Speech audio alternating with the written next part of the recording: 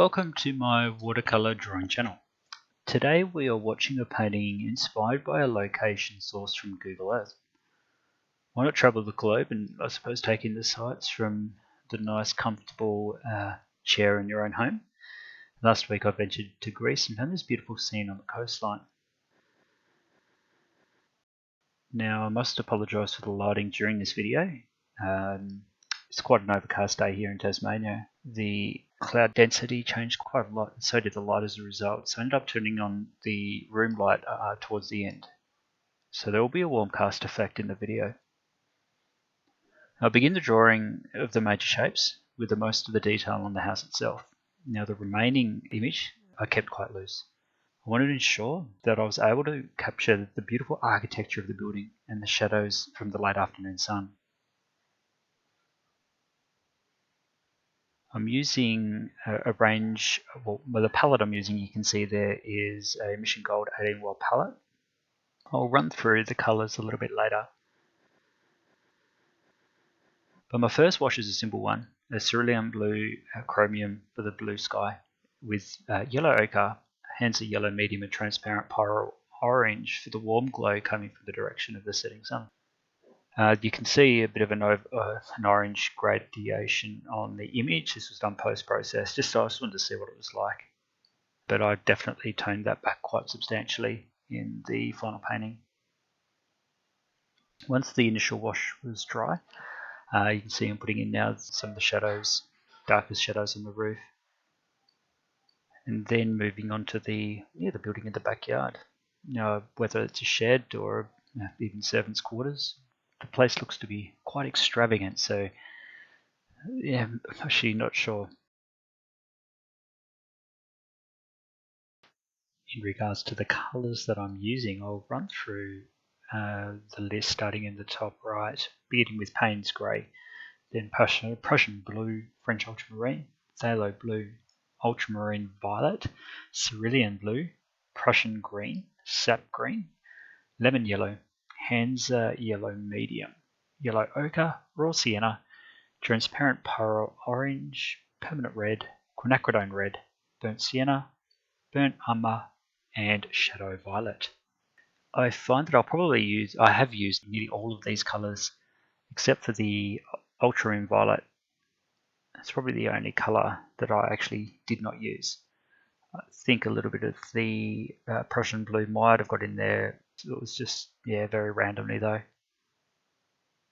They're all Daniel Smith colours except for the Permanent Sap Green, which is a Winsor & Newton colour.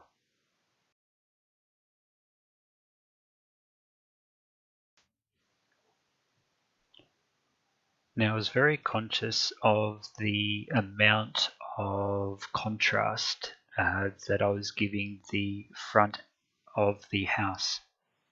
I really wanted the light, the highlights to really shine, so I went back in and provided a little bit more shadow and darker areas to really provide that contrast. A little bit of negative painting around the trees between the wall and shed or accommodation building. Now I kept the distant tree line very faint to really portray distance. So things that are in the distance will have a lot less contrast, a lot less colour, will appear quite dull. With that contrast enhanced a lot closer to you are to the subject, and vibrancy along with that. Here I am putting a little bit of colour into this foreground. I'm still very much undecided at this point how I was going to tackle the foreground, but using the reference photo, layering in some touches of gold and a little bit of green to give it that glow.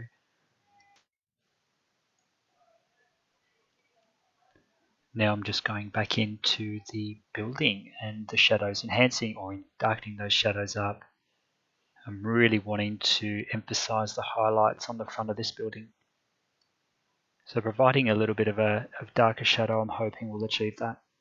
Going in and just tidying up a few areas, adding a little bit of a textured rock surface to the side wall. and contrast in those trees to really again emphasize those highlights.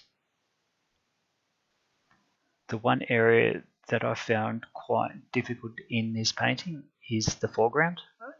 I knew that it needed to remain very simple. It did need something in there. It needed to remain simplistic just to ensure that the viewer's eyes were focused on the detail of the main centerpiece being the building. Now, it is one area that I struggle with the foreground, and I'm not really sure. Actually, I don't think I was overly successful with the features that I did place in the foreground. In the reference photo, there are quite a good amount of shrubs throughout, and so I've kept those to a minimum. And connecting the blank space in the foreground with dry brush marks of yellow ochre to replicate grass. And you'll see me enter those in very shortly. Just finishing off the finer details in the trees in the foreground and the dry brush marks going in now. Ended up taking a side or lightening a side of that tree just to ensure that the highlights are captured, and going in now with some finer details. Well, thank you for watching. I really appreciate it, and hopefully I'll be able to get some time to do a few more of these and yeah, get a little bit of a collection going. Thank you. Have a good day.